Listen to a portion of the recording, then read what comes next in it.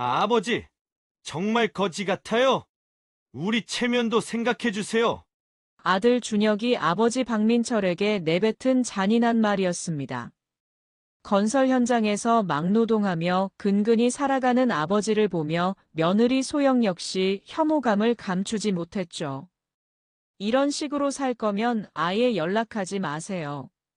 하지만 10년 후 이들은 무릎 꿇고 용서를 빌게 됩니다. 과연 무슨 일이 벌어진 걸까요? 시청 전에 구독과 좋아요 꼭 부탁드립니다. 영상 제작에 큰 힘이 됩니다. 아버지, 정말 거지 같아요. 우리 체면도 생각해 주세요. 박준혁의 차가운 목소리가 낡은 원룸 안에 메아리 쳤습니다. 54세 박민철은 아들의 말에 가슴이 철렁 내려앉았죠. 옆에 서 있던 며느리 이소영의 표정은 더욱 차가웠습니다. 시아버님, 솔직히 말씀드릴게요.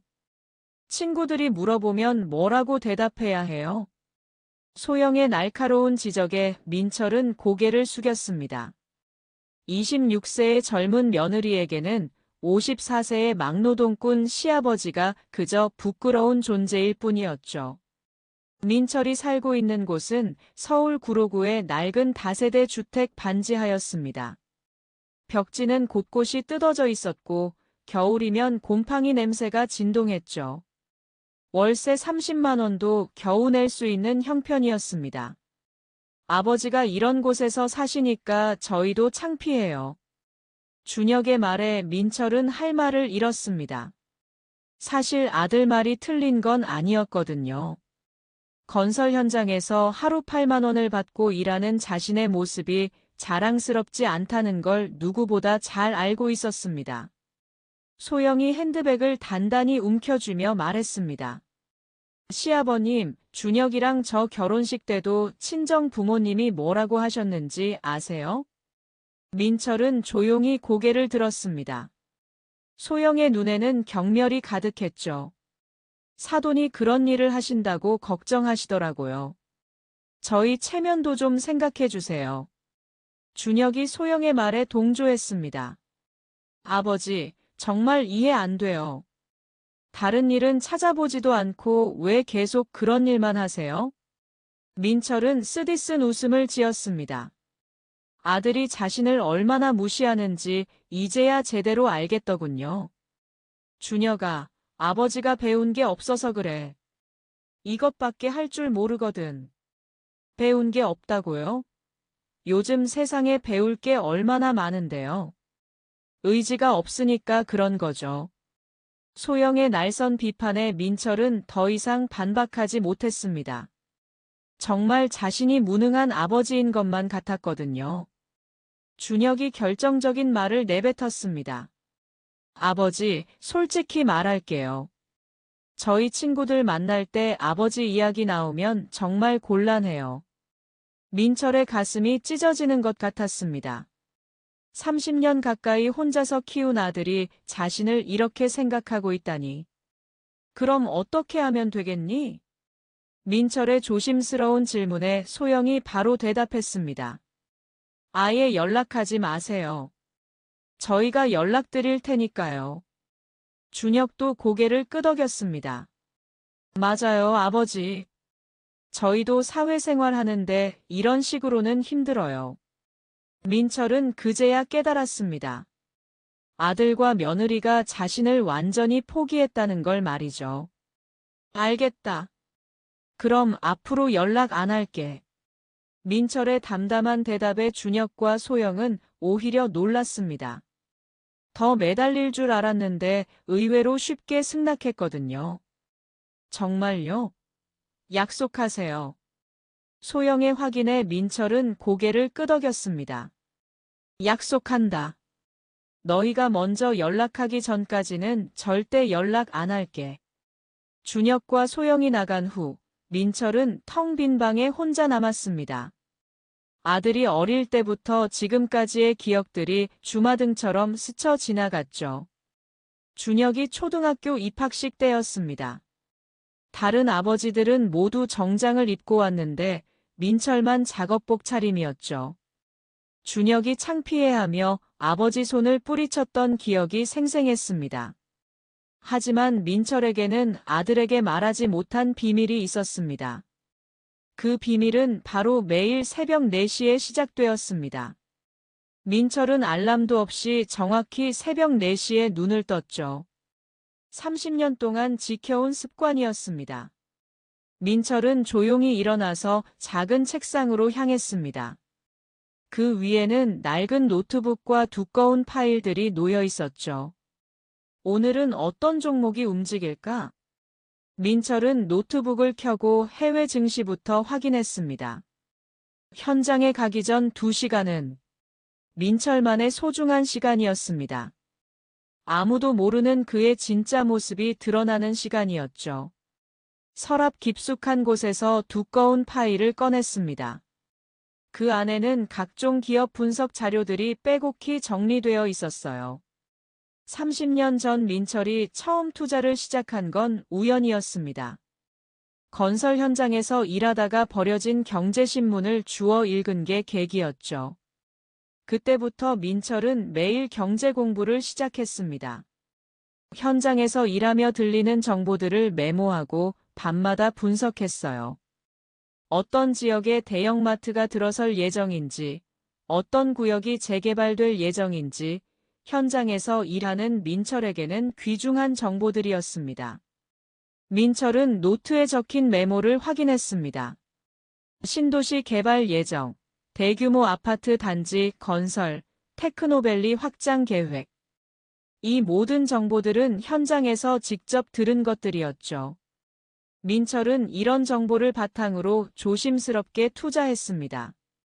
처음에는 월급에 10만 원씩만 투자했어요. 실패해도 크게 다치지 않을 정도로 말이죠. 하지만 민철의 직감은 놀라웠습니다. 현장에서 30년간 쌓인 경험과 직감이 빛을 발했거든요. 첫 번째 성공은 부동산이었습니다. 성남 분당에 작은 상가를 하나 샀는데 2년 만에 3배로 올랐죠. 그 수익금으로 더 큰 투자를 시작했습니다. 개발 예정 지역의 토지들을 조금씩 사들였어요.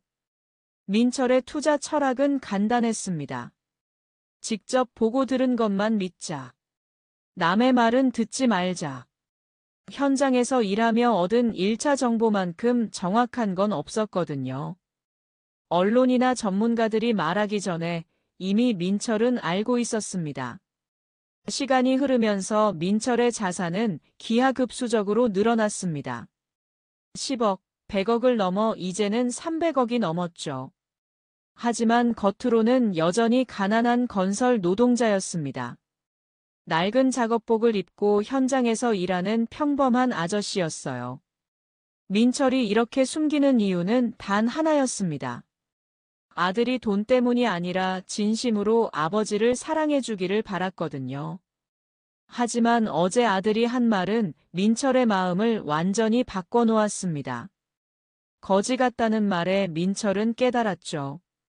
아들은 자신을 진심으로 사랑한 적이 없다는 걸 말이에요. 민철은 서랍에서 통장들을 꺼냈습니다. 10개가 넘는 통장에 적힌 숫자들을 보며 씁쓸하게 웃었죠. 이렇게 많은 돈이 있는데도 아들에게는 거지 취급을 받다니. 민철은 핸드폰을 들고 투자회사에 전화를 걸었습니다. 여보세요, 박민철입니다. 회장님, 이렇게 일찍 전화 주시다니 무슨 일이신가요? 계획을 바꾸려고 합니다. 좀 더 사업을 확장해 보려고요. 어떤 방향으로 말씀이신가요? 건설업계 인수합병을 본격적으로 검토해 보세요. 그리고 제 아들이 다니는 회사 정보도 알아봐 주시고요. 알겠습니다, 회장님. 자료 정리해서 오늘 오후에 보고 드리겠습니다. 민철은 전화를 끊고 시계를 봤습니다. 현장에 갈 시간이었죠. 민철은 평소처럼 낡은 작업복을 입었습니다. 30년 동안 입어온 그 옷이 이제는 일종의 위장막 같았어요. 현장으로 향하는 지하철 안에서 민철은 생각했습니다. 10년이면 충분할 거야. 아들이 어떤 표정을 지을지 벌써부터 궁금하네.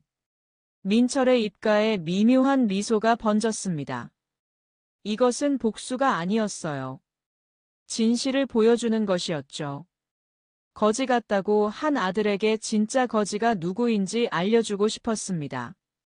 한편 준혁과 소영은 강남의 신혼집으로 돌아가고 있었습니다. 엘리베이터 안에서 소영이 안도의 한숨을 쉬었죠. 드디어 정리됐네. 정말 속이 시원해. 준혁도 고개를 끄덕였습니다. 맞아. 솔직히 아버지 때문에 스트레스 받는 것도 한계가 있잖아. 두 사람이 사는 곳은 강남구 압구정동의 고급 아파트였습니다. 전세 5억 원짜리 신혼집이었죠. 소영의 아버지가 전세금을 지원해 주었습니다. 소영의 집안은 제법 넉넉한 편이었거든요. 집에 들어서자마자 소영이 신발을 벗으며 말했습니다. 여보, 우리 친구들한테는 시아버지 이야기 절대 하지 마. 당연하지. 나도 그럴 생각 전혀 없어. 준혁은 소파에 주저앉으며 TV를 켰습니다. 저녁 뉴스가 나오고 있었죠. 소영은 부엌에서 물을 마시며 말했습니다. 솔직히 말해서 시아버님 때문에 결혼하기 전에도 고민 많이 했어. 뭐 때문에? 집안이 안 맞잖아. 우리 아버지는 대학 교수시고 어머니도 의사신데 시아버님은 건설 현장에서 일하시잖아. 준혁의 표정이 조금 어두워졌습니다. 그래도 내 아버지인데 그렇게 말하면 미안해. 하지만 현실적으로 생각해야 하지 않겠어? 앞으로 아이 낳고 살아야 하는데. 소영의 말에는 냉정한 계산이 깔려 있었습니다. 결혼도 일종의 투자라고 생각하는 세대였죠. 우리 애가 나중에 친구들한테 할아버지가 뭘 하시냐고 물어보면 뭐라고 대답해? 건설 현장에서 일하신다고 할 거야? 준혁은 대답하지 못했습니다. 사실 준혁도 같은 생각이었거든요. 소영이 계속 말했습니다. 우리 주변 사람들 봐. 다들 괜찮은 집안 출신들이잖아. 혼자 그런 시아버님 모시고 사는 것도 부담스러웠어. 준혁은 맥주를 마시며 생각했습니다. 대학교 친구들은 대부분 중산층 이상 가정 출신이었죠. 회사 동료들도 마찬가지였습니다. 부모님이 의사, 변호사, 교수인 경우가 많았어요. 그런 사람들 앞에서 아버지 이야기를 할 때마다 준혁은 위축됐습니다. 소영이 소파에 앉으며 말했습니다. 그나저나 시아버님이 의외로 쉽게 승낙하시더라. 더 매달리실 줄 알았는데. 나도 놀랐어. 평소 성격과는 좀 달랐어. 준혁은 아버지의 마지막 표정이 기억났습니다. 슬프기보다는 체념한 것 같았어요. 뭔가 이상했어. 아버지가 원래 그렇게 순순히 포기하는 성격이 아닌데. 소영은 관심 없다는 듯이 대답했습니다. 어쨌든 잘 된 거잖아. 이제 우리끼리 편하게 살 수 있으니까. 그날 밤 준혁은 잠들기 전에 아버지 생각을 했습니다. 어릴 때부터 아버지는 자신을 위해 모든 걸 희생했죠. 어머니가 일찍 돌아가신 후 아버지 혼자서 준혁을 키웠습니다. 새벽부터 밤늦게까지 일하며 생활비와 교육비를 벌었어요. 하지만 자라면서 준혁은 점점 아버지가 부끄러워졌습니다. 친구들의 아버지는 회사원이고 공무원인데 자신의 아버지는 건설 현장에서 일했거든요. 대학교에 진학한 후에는 더욱 그런 감정이 커졌습니다. 같은 과 친구들과 비교하면서 열등감을 느꼈죠. 취업한 후에도 마찬가지였습니다. 회사에서 가족 이야기가 나올 때마다 준혁은 아버지 이야기를 피했어요. 결혼 준비를 하면서는 더 심해졌습니다. 소영의 부모님을 만날 때마다 위축됐죠. 소영의 아버지는 교수였고 어머니는 대학병원 의사였습니다.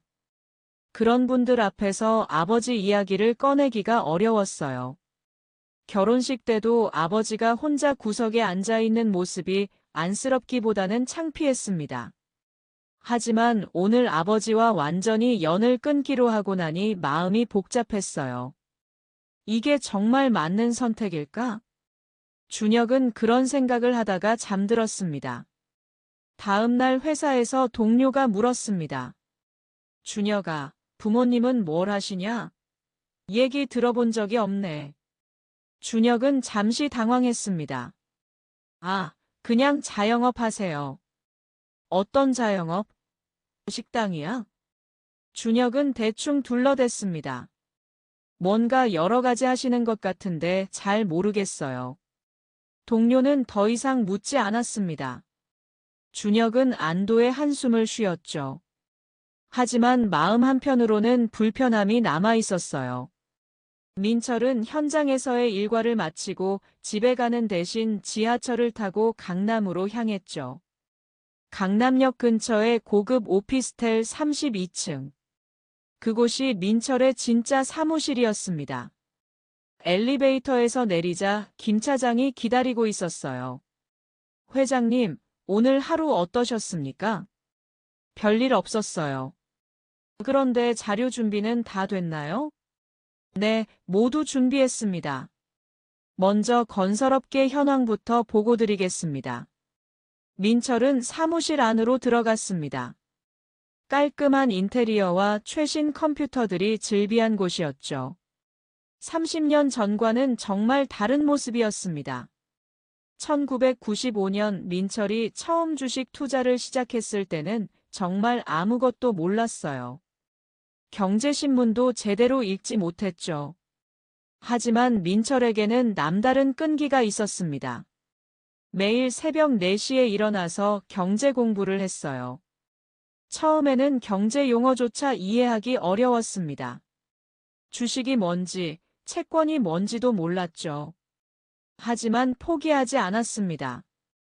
도서관에서 경제학 기초책부터 읽기 시작했어요. 그러던 중 민철만의 특별한 능력을 발견했습니다. 바로 현장에서 얻는 1차 정보의 가치였죠. 신도시 개발 소식을 현장에서 먼저 들었습니다. 언론에 보도되기 3개월 전이었어요. 민철은 그때 가지고 있던 전 재산 500만 원으로 근처 토지를 샀습니다. 2년 후 그 토지는 5배로 올랐죠. 2,500만 원이 된 돈으로 민철은 더 큰 투자를 시작했습니다. 김 차장이 자료를 펼치며 설명했습니다. 회장님께서 1998년에 투자하신 지역 토지가 현재 시가 80억 원으로 평가되고 있습니다. 민철은 만족스러운 표정을 지었습니다. 당시 8천만 원에 산 땅이 100배가 오른 셈이었죠. 2001년에 투자하신 신도시 부지도 현재 120억 원입니다. 민철의 투자 철학은 간단했습니다. 직접 보고 들은 것만 믿는 것이었죠.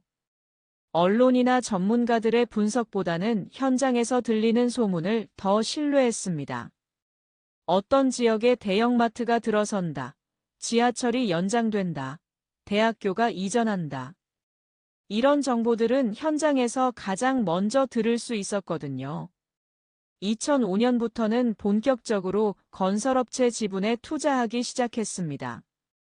부동산 경기가 좋아지면서 건설업체들의 수익이 크게 늘어날 것을 예상했거든요. 민철은 중소건설업체들의 지분을 조금씩 사들였습니다. 점점 지분을 늘려가며 경영에도 참여했죠. 회장님, 현재 보유하고 계신 건설업체는 총 6곳입니다. 김 차장의 보고에 민철은 고개를 끄덕였습니다. 직원들은 모두 몇 명 정도 되나요? 약 1,000명 정도 됩니다. 매출은 연간 1,000억 원 규모고요. 그런데 회장님, 왜 갑자기 공격적으로 사업을 확장하시려는 건가요? 민철은 잠시 망설이다가 사실대로 말했습니다. 아들 때문입니다. 10년 후에 제가 누군지 알려주고 싶어서요. 김 차장은 놀란 표정을 지었습니다. 아드님께서 회장님의 사업을 모르신다고요? 네. 30년 동안 숨겨왔어요. 아들이 돈 때문이 아니라 진심으로 저를 대해주기를 바랐거든요. 김 차장은 민철의 속마음을 이해할 수 있었습니다. 하지만 어제 아들이 저를 거지라고 하더군요. 이제는 진실을 보여줄 때가 된 것 같습니다.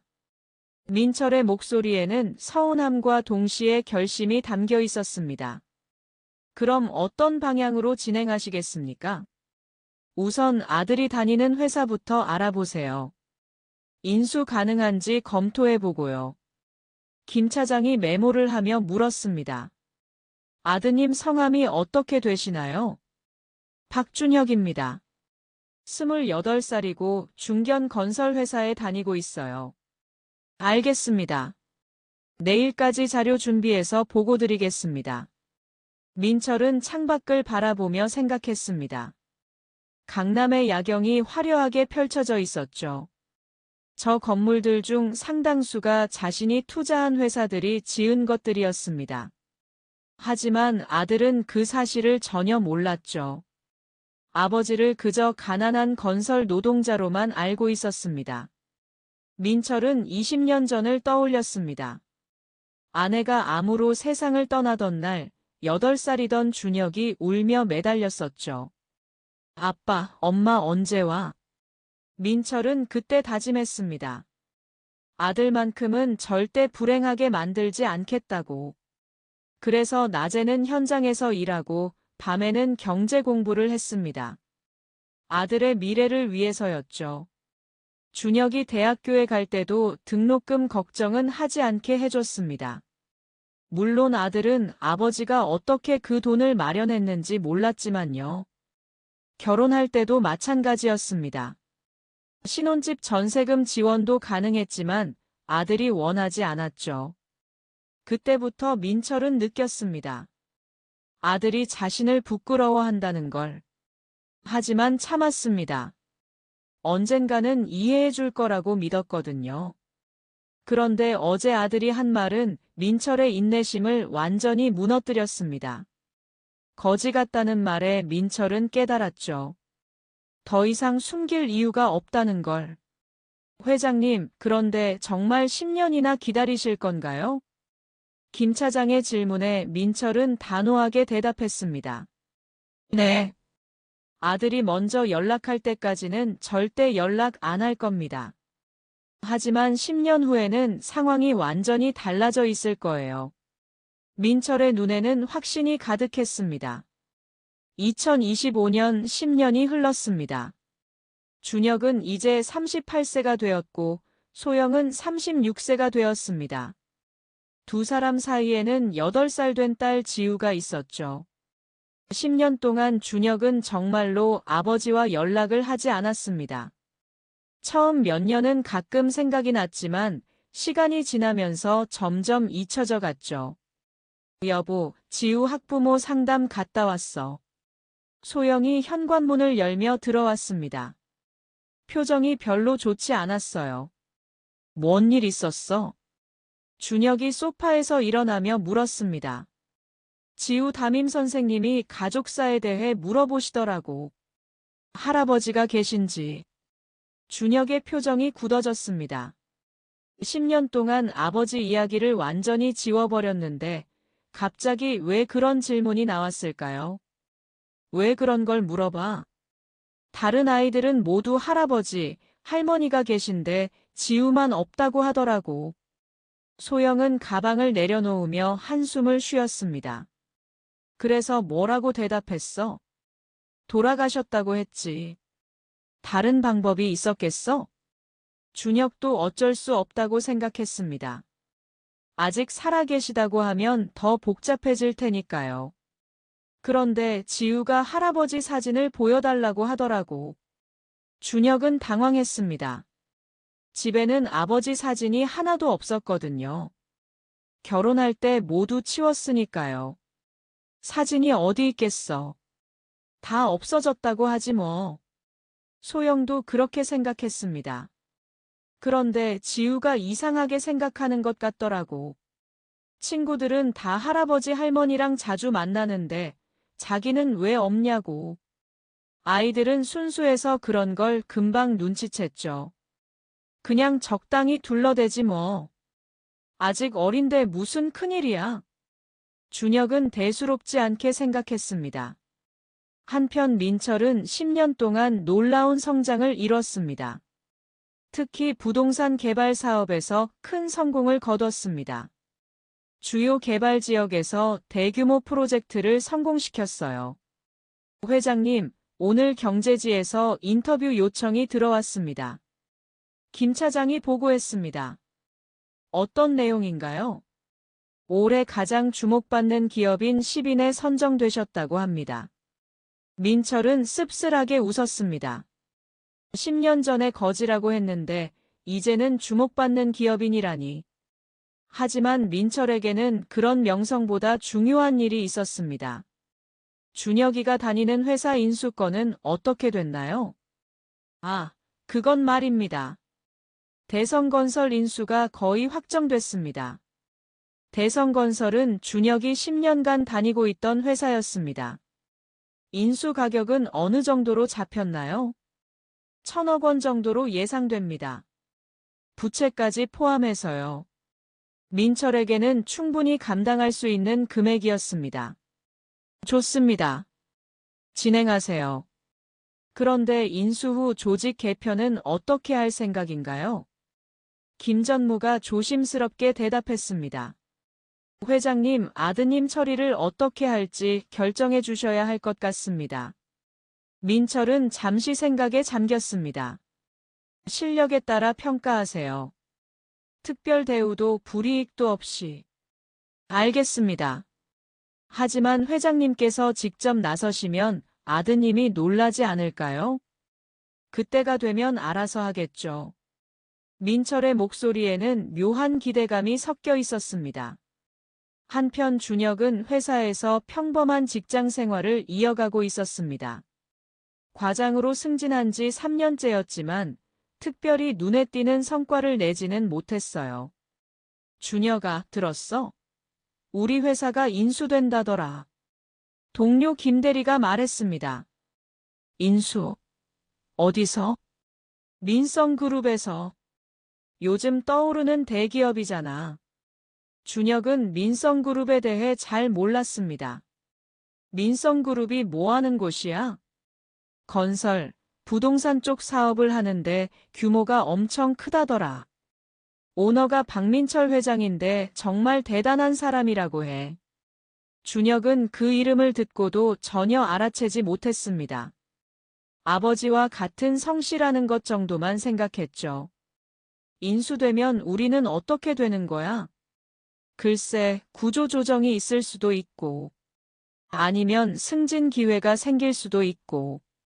준혁은 불안했습니다. 10년차 과장으로서 별다른 성과가 없었거든요. 집에 돌아가서 소영에게 이야기했습니다.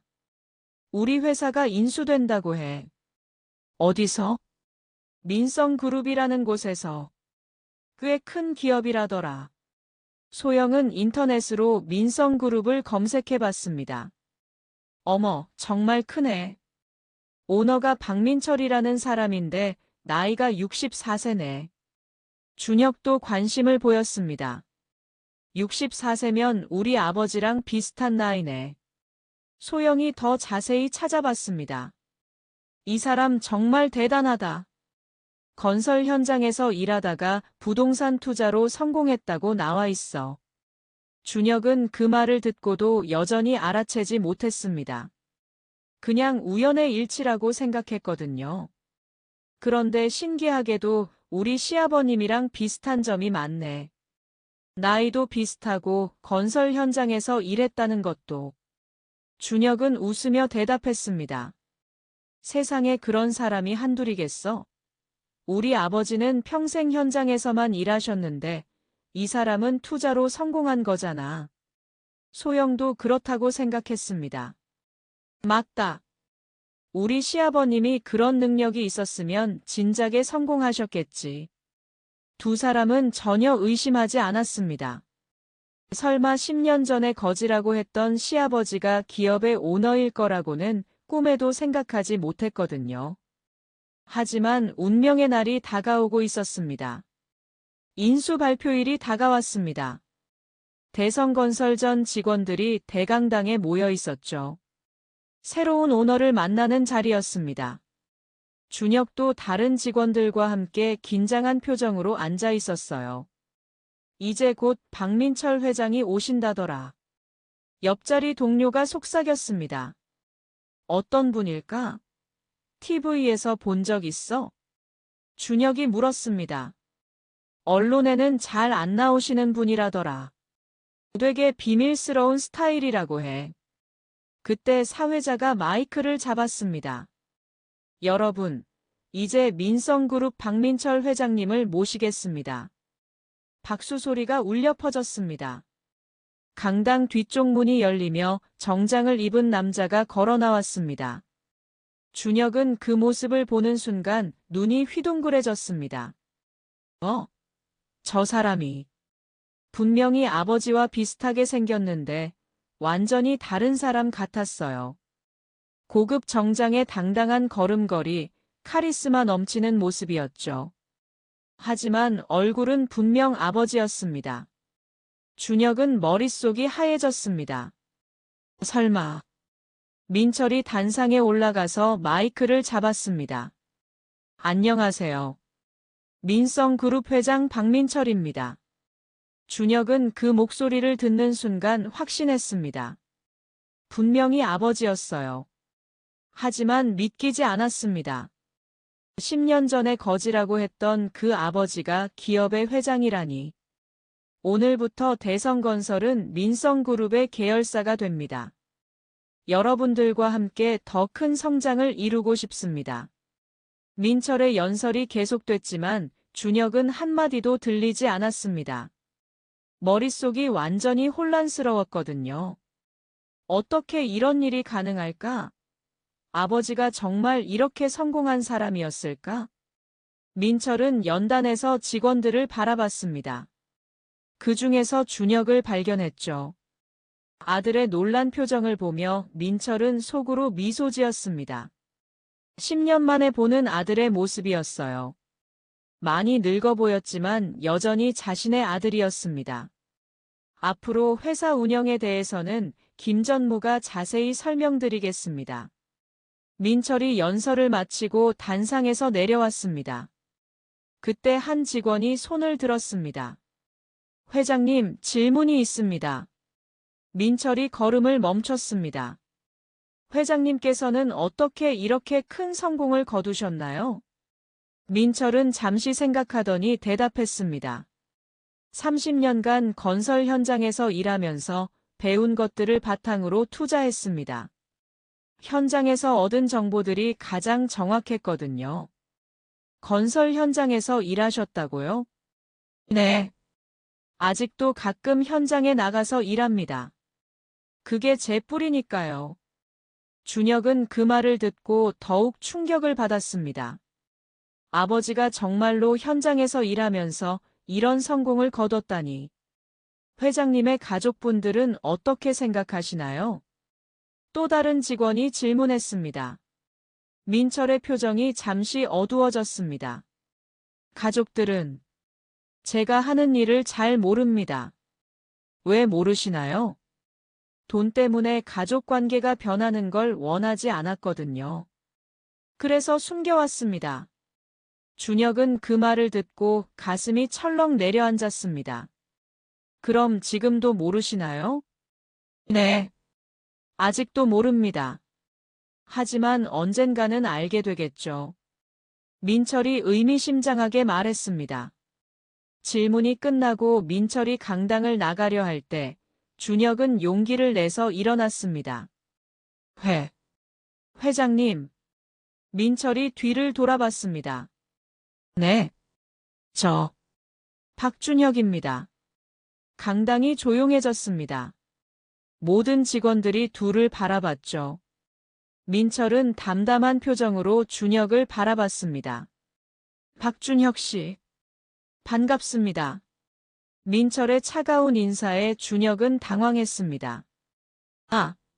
아버지. 준혁이 작은 목소리로 불렀지만 민철은 들은 척도 하지 않았습니다. 앞으로 열심히 일해주세요. 민철은 그렇게 말하고 강당을 나갔습니다. 준혁은 그 자리에 멍하니 서 있을 수밖에 없었어요. 주변 동료들이 웅성거리기 시작했습니다. 박 과장이 회장님 아들이라고? 정말? 그럼 재벌 2세네. 하지만 왜 회장님이 모른다고 하셨을까?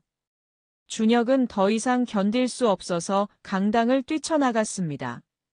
화장실에 들어가서 거울을 보니 얼굴이 새하얗게 질려 있었어요. 어떻게 이런 일이? 아버지가 정말로. 준혁은 휴대폰을 꺼내서 소영에게 전화를 걸었습니다. 여보세요? 소영아, 큰일 났어. 왜? 무슨 일이야? 우리 회사 인수한 회장이 우리 아버지야. 뭐라고? 무슨 말이야?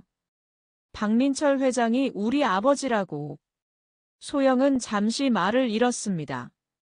그럼 시아버님이 정말로. 응. 우리가 10년 전에 거지라고 했던 그 아버지가. 소영은 충격으로 말을 잃었습니다. 그날 저녁 준혁은 집에 와서 소영과 함께 인터넷을 검색해봤습니다. 박민철 회장에 대한 기사들이 쏟아져 나왔어요. 이 사람이 정말 우리 시아버님이야? 소영이 믿기지 않는다는 표정으로 물었습니다. 응. 틀림없어. 얼굴도 똑같고 목소리도 똑같아. 그럼 우리가 10년 전에. 소영의 얼굴이 창백해졌습니다. 두 사람은 그제야 깨달았습니다. 자신들이 얼마나 큰 실수를 저질렀는지 말이죠. 그날 밤 준혁과 소영은 잠을 이룰 수 없었습니다. 여보, 우리 어떻게 하지?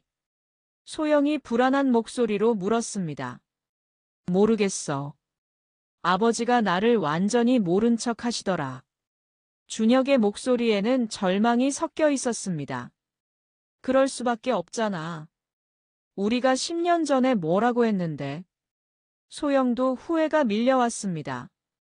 거지라고 했잖아. 연락하지 말라고 했잖아. 준혁은 머리를 감쌌습니다. 그때 지우가 방에서 나왔습니다. 엄마, 아빠, 왜 안 주무세요? 8살 지우는 부모의 심각한 표정을 보며 불안해했어요. 지우야, 잠깐만. 엄마가 우유 따줄게. 소영이 지우를 달랬습니다. 엄마, 할아버지 정말 돌아가셨어요? 지우의 갑작스러운 질문에 소영은 당황했습니다. 왜 갑자기 그런 말을? 친구들이 할아버지 할머니랑 놀러 간 이야기를 해서요. 저도 할아버지 보고 싶어요. 지우의 순진한 말에 준혁과 소영은 마음이 아팠습니다. 지우야, 할아버지는. 소영이 말을 잇지 못하자 준혁이 대신 말했습니다.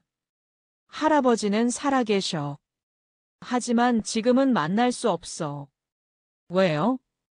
아빠랑 엄마가 잘못해서. 준혁의 목소리가 떨렸습니다. 다음 날 준혁은 회사에 일찍 나가서 민철의 일정을 알아봤습니다. 회장실에 있으시다고 들었어요. 준혁은 용기를 내서 회장실로 향했습니다. 비서가 막았지만 준혁은 간절하게 부탁했어요.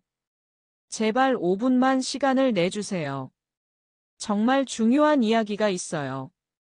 민철은 준혁을 만나주기로 했습니다. 회장실 문을 열고 들어간 준혁은 그 화려함에 놀랐어요. 넓은 사무실에 고급 가구들, 벽에 걸린 각종 상장들. 10년 전 아버지의 허름한 원룸과는 너무나 대조적이었습니다. 앉으세요. 민철이 소파를 가리켰습니다. 준혁은 조심스럽게 앉았어요. 아버지, 회장님이라고 부르시죠. 민철의 차가운 말에 준혁은 상처받았습니다. 아버지, 제가 정말 잘못했어요. 용서해 주세요. 준혁이 고개를 숙이며 사과했습니다. 무엇을 잘못했다는 건가요? 아버지를 거지라고 했던 것. 연락하지 말라고 했던 것. 준혁의 목소리가 떨렸습니다. 아, 그런 일이 있었나요? 기억이 안 나네요. 민철은 태연하게 말했습니다. 아버지, 제발요. 정말 죄송해요. 준혁이 무릎을 꿇으려 하자 민철이 말렸습니다. 그러지 마세요. 회사에서 그러면 안 되죠. 아버지, 박 과장님 할 말이 그것뿐인가요? 민철의 냉정한 태도에 준혁은 절망했습니다. 정말 용서 안 해주실 거예요? 용서? 잘못한 게 없는데 무슨 용서를 해드려야 하나요? 민철은 계속 딴소리만 했습니다. 박 과장님이 말씀하신 대로 저는 정말 거지 같은 사람이었어요. 그러니까 거지 취급받는 게 당연하죠. 아버지, 그런 말씀 마세요. 하지만 이상하네요. 10년 전에는 연락하지 말라고 하셨는데 지금은 왜 저를 찾아오시죠? 민철의 날카로운 지적에 준혁은 할 말을 잃었습니다. 혹시 제가 회장이라는 걸 알고 온 건 아니죠? 아니에요. 그런 게 아니에요. 그럼 뭐죠? 준혁은 더 이상 변명할 수 없었습니다. 정말 아버지가 그리워서 온 거예요. 10년 동안 한 번도 연락 안 하시더니 갑자기 그리워지셨나요? 민철의 차가운 반응에 준혁은 눈물이 났습니다. 아버지, 제발 기회를 한 번만 더 주세요. 기회요? 10년이라는 시간도 충분한 기회 아니었나요? 민철은 일어나서 창밖을 바라봤습니다. 박 과장님, 일하러 가세요. 회사 일에 집중하시고요. 아버지, 더 이상 할 말 없으시면 나가세요. 민철의 단호한 말에 준혁은 어쩔 수 없이 나갈 수밖에 없었습니다. 그날 저녁 소영도 민철을 찾아갔습니다. 시아버님 댁을 수소문해서 강남의 고급 아파트를 찾아냈어요. 경비실에서 연락을 취했지만 민철은 만나주지 않았습니다. 소영은 아파트 앞에서 몇 시간째 기다렸어요. 밤 10시가 되어서야 민철이 나타났습니다. 시아버님, 소영이 달려가서 무릎을 꿇었습니다. 정말 죄송합니다. 용서해 주세요. 지나가던 사람들이 구경했지만 소영은 신경 쓰지 않았어요. 일어나세요. 민철이 차가운 목소리로 말했습니다. 용서해 주실 때까지 안 일어날 거예요. 그럼 계속 그러고 계세요. 민철은 그대로 아파트 안으로 들어가 버렸습니다. 소영은 새벽까지 그 자리에서 기다렸지만 민철은 나오지 않았어요. 다음 날 준혁과 소영은 함께 민철을 찾아갔습니다. 이번에는 지우도 데려왔어요. 할아버지. 지우가 민철을 보자마자 달려갔습니다. 민철은 손녀를 보는 순간 표정이 조금 부드러워졌어요. 너는 누구니? 저는 지우예요. 할아버지 손녀예요. 지우의 순진한 말에 민철은 마음이 흔들렸습니다. 지우야, 할아버지한테 인사드려. 소영이 지우에게 말했습니다. 할아버지, 안녕하세요. 저 지우예요. 엄마가 할아버지 돌아가셨다고 했는데 살아계셨네요. 지우의 말에 민철은 놀랐습니다. 돌아가셨다고? 네. 엄마가 그렇게 말했어요. 그런데 할아버지 집이 정말 크네요. 지우는 천진난만하게 말했습니다. 할아버지, 저랑 놀아주세요. 지우가 민철의 손을 잡았습니다. 민철은 손녀의 따뜻한 손길에 마음이 약해졌어요. 하지만 곧 정신을 차렸습니다. 지우야, 할아버지는 바빠서 놀아줄 수 없어. 왜요? 다른 친구들 할아버지는 맨날 놀아주는데요. 지우의 서운한 표정에 민철은 마음이 아팠습니다. 시아버님, 제발 한 번만 더 기회를 주세요. 소영이 다시 무릎을 꿇으며 빌었습니다. 준혁도 함께 무릎을 꿇었어요. 아버지, 저희가 정말 잘못했어요. 하지만 민철은 마음을 바꾸지 않았습니다. 10년 전 여러분 말이 맞았어요. 저는 정말 거지 같은 사람이었어요. 아버지, 그때는 저희가 어려서 그랬어요. 어려서요? 그게 변명인가요? 이제 와서 후회해도 늦었어요. 민철은 그렇게 말하고 돌아서려 했습니다. 할아버지, 가지 마세요. 지우가 민철의 옷자락을 붙잡았습니다. 저 할아버지랑 놀고 싶어요. 지우의 간절한 표정에 민철은 잠시 망설였습니다. 하지만 10년간의 상처가 그리 쉽게 치유되지 않았어요. 지우야, 할아버지는 정말 바빠. 나중에 보자. 민철은 지우의 손을 떼고 집으로 들어갔습니다. 뒤에서 지우가 울기 시작했어요. 할아버지, 가지 마세요. 저랑 놀아주세요. 지우의 울음소리가 민철의 가슴을 찢었습니다. 하지만 민철은 돌아보지 않았어요. 그로부터 한 달이 지났습니다. 민철은 회사에서 준혁을 대하는 태도를 바꾸지 않았어요. 여전히 남처럼 대했죠. 준혁은 매일 아버지를 찾아가려 했지만 비서가 막았습니다. 회장님께서 개인적인 면담은 받지 않으신다고 하셨습니다. 준혁은 절망에 빠졌어요. 어느 날 회사에서 중요한 발표가 있었습니다.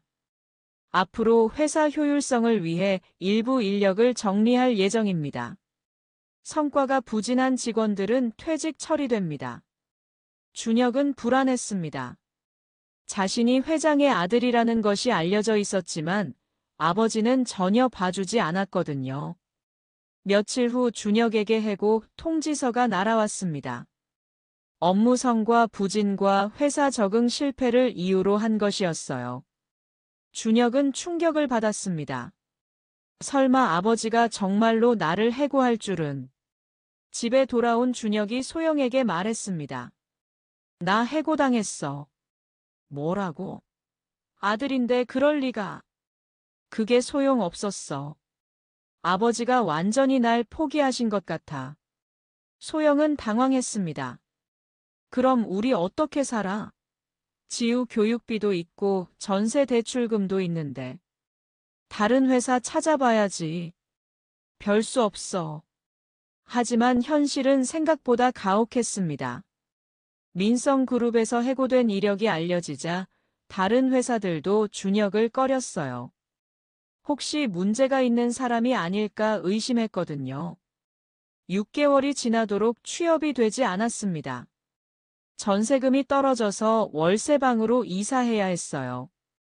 지우의 학원도 모두 끊어야 했죠. 엄마, 왜 이사했어요? 지우가 궁금해했지만 소영은 대답하기 어려웠어요. 잠깐만 여기서 살 거야. 곧 다시 좋은 집으로 갈게. 소영도 파트타임 일자리를 구해서 생계를 이어갔습니다. 한편 민철은 회사 경영에 전념하며 새로운 삶을 시작했습니다. 더 이상 가족에 대한 미련을 갖지 않기로 결심했어요. 회장님, 오늘 고아원 방문 일정이 있습니다. 네, 알겠습니다. 아이들에게 줄 선물도 준비하시고요. 민철은 매주 고아원을 방문해서 아이들과 시간을 보냈어요. 그곳에서 진정한 가족의 의미를 다시 찾고 있었죠. 할아버지, 오늘도 오셨어요? 아이들이 민철을 보고 달려왔습니다. 응, 우리 예쁜 아이들. 오늘은 뭐하고 놀까? 민철은 그 아이들에게서 진정한 기쁨을 느꼈어요. 혈연으로 이어지지 않았지만 진심으로 자신을 따르는 아이들이었거든요. 한 아이가 민철에게 그림을 건넸습니다. 할아버지, 제가 그린 거예요. 그림에는 할아버지와 아이들이 손을 잡고 웃고 있는 모습이 그려져 있었어요. 정말 예쁘게 그렸네. 할아버지가 액자에 넣어서 사무실에 걸어둘게. 민철은 진심으로 감동했습니다. 그날 저녁 민철은 김전무에게 말했습니다. 앞으로 고아원 지원을 더 늘려주세요. 그리고 장학금 제도도 확대하고요. 회장님, 혹시 아드님 생각 때문인가요? 김 전무의 질문에 민철은 고개를 저었습니다. 아니에요. 이제는 그런 생각 안 해요. 진짜 가족은 따로 있더라고요. 민철은 정말로 과거를 정리했습니다. 1년이 지났습니다. 준혁은 겨우 작은 중소기업에 취직했어요. 월급은 이전의 3분의 1 수준이었습니다. 할아버지는 언제 오세요? 지우가 가끔 물었지만 준혁과 소영은 대답할 수 없었습니다. 한편 민철의 선행이 언론에 알려지기 시작했어요. 고아원 지원, 장학금 사업, 독거노인 돌봄 등 다양한 활동을 하고 있었거든요. 어느 날 기자가 민철을 인터뷰했습니다. 회장님, 이렇게 많은 선행을 하시는 이유가 있나요? 민철이 잠시 생각하더니 대답했습니다. 진정한 가족을 만났기 때문입니다. 가족이요? 네. 혈연으로 이어진 가족이 아니라 마음으로 이어진 가족들이요. 그럼 친가족분들과는 어떤 관계신가요? 민철의 표정이 잠시 어두워졌습니다. 더 이상 관계가 없습니다.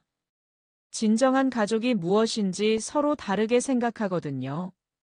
혹시 화해할 생각은 없으신가요? 민철이 단호하게 대답했습니다. 어떤 상처는 치유될 수 없어요. 특히 사람을 돈으로만 판단하는 사람들과는요. 그 인터뷰를 본 준혁은 완전히 절망했습니다. 아버지가 자신들을 완전히 포기했다는 것을 확인했거든요. 소영이 마지막으로 민철의 회사에 찾아갔습니다. 하지만 1층 로비에서부터 막혔어요. 죄송하지만 회장님께서는 특정 방문객의 출입을 금지하라고 하셨습니다. 특정 방문객이요? 네. 박준혁 씨와 관련된 모든 분들 말입니다. 소영은 그 말을 듣고 무너져 내렸습니다. 시아버지가 자신들을 아예 차단해버린 것이었어요. 2년이 더 지났습니다. 민철은 더욱 활발한 사회 활동을 했어요. 고아원에서 자란 아이들 중 여러 명이 민철을 아버지처럼 따랐습니다. 어느 날 한 아이가 민철에게 말했습니다. 아버지, 정말 감사해요. 아버지 덕분에 여기까지 올 수 있었어요. 민철은 그 말을 들으며 진정한 행복을 느꼈습니다. 한편 준혁과 소영의 생활은 더욱 어려워졌습니다. 준혁의 월급으로는 생활비도 빠듯했거든요. 지우가 중학생이 되었을 때 학급 친구들이 물어봤습니다. 지우야, 너는 할아버지가 안 계시니? 지우는 대답하기 어려웠어요. 있지만 만나지 못해. 왜? 아빠가 할아버지한테 잘못했대. 친구들이 더 자세히 묻자 지우는 울면서 교실을 뛰쳐나갔습니다. 집에 돌아온 지우가 준혁에게 물었어요. 아빠, 할아버지를 정말 다시 못 만나요? 준혁은 한참을 망설이다가 대답했습니다. 어려울 것 같아, 지우야. 아빠가 돌이킬 수 없는 실수를 했거든. 어떤 실수요? 할아버지를 거지라고 했어. 그리고 연락하지 말라고 했어. 지우는 충격을 받았습니다. 정말요? 할아버지가 그렇게 훌륭한 분인데? 아빠는 그때 몰랐어. 할아버지가 얼마나 대단한 분인지. 지우가 눈물을 흘리며 말했습니다. 아빠 때문에 저는 할아버지를 못 만나는 거예요? 준혁은 더 이상 대답할 수 없었습니다. 5년이 더 지났습니다.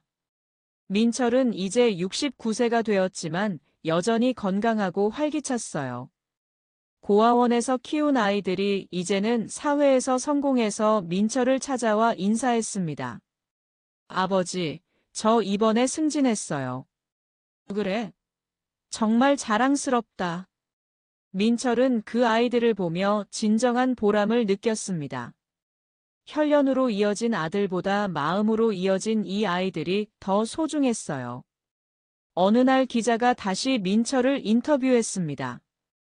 회장님, 인생에서 가장 소중한 것이 무엇인가요? 민철이 웃으며 대답했습니다. 진심으로 나를 필요로 하는 사람들과 함께하는 시간이요. 혹시 후회하는 일은 없으신가요? 민철이 잠시 생각하더니 말했습니다. 없어요. 모든 일에는 이유가 있더라고요.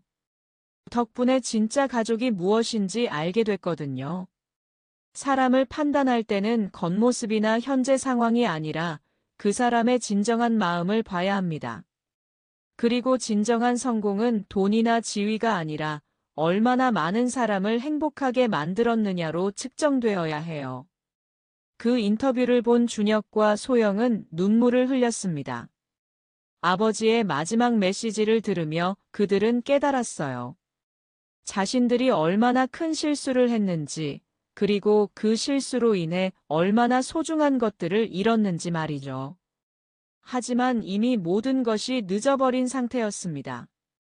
거지 같다고 불렀던 아버지가 이제는 전국에서 가장 존경받는 인물이 되었지만 그들에게는 돌아오지 않을 기회였어요. 민철은 자신만의 새로운 가족들과 함께 행복하게 살아가고 있었고 준혁과 소영에게 남은 것은 평생의 후회뿐이었습니다. 오늘 이야기가 좋으셨다면 구독과 좋아요, 알람 설정 잊지 마시고 소중한 댓글 하나가 큰 힘이 됩니다. 시청해주셔서 진심으로 감사드립니다.